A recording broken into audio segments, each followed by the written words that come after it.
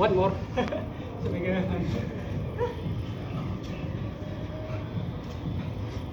Ito, pa-choy-choy na to. Hindi, pa-choy-choy man na naman. Dito to, pa-cute-cute lang to yung galaw to kasi ano na tayo eh. Sagad na yung enerhiya. Kaya dito muna tayo. Sawa na kayo sa ganyan. Okay, pag-uwi natin ng konti para may sayaw.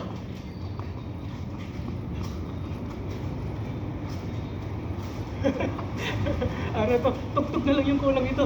Tsaka counting art, tsaka may sayaw na talaga to. Kaya mo to sa buhay. Ganun yung fitness, kailangan masaya. Hindi na alam mo to, hindi natin gawin yung mga galaw na hindi tayo masaya. Kasi pag hindi tayo masaya, hindi tayo excited gawin linggo-linggo, araw-araw o ano ba yung available ng oras mo. Hindi ka excited sa tuwing may bakante kang oras mag-ensayo. Ganun lang yun. Walang gym, walang big boss.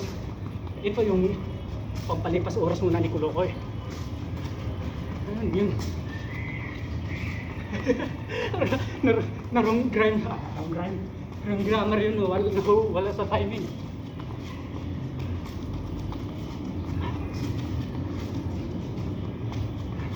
Minsan kasi wala na, pasabayan mo na lang yung galaw ng katawan mo. Minsan pagka nakontra mo yung galaw ng katawan mo, mawala sa forma.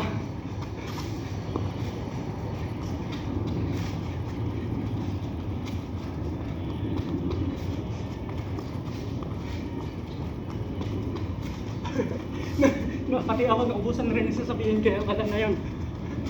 Tapos na natin yung minuto. 3 minutes ba? Wala pa, kulang pa ng kaunti.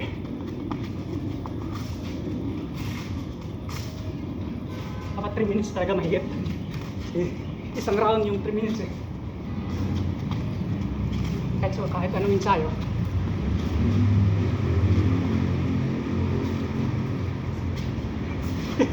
Nawala na sa hulog yung galaw eh. Parang timing na. Uy, 30 seconds pa pala. Wala na, parang lasing na.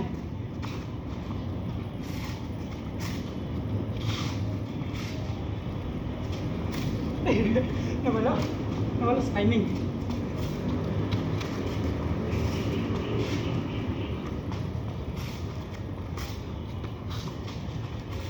Ito kasi kaya nawawala sa timing minsan eh. Kasi yung nakapokus ka lang sa galaw, hinahayaan mo lang yung katawan mong gumalaw ng gumalaw. Sabayan mo lang sabayan. Hindi basta wrong timing. Daming alam. Daming wind to, wala namang wind ta. Tawa na yun.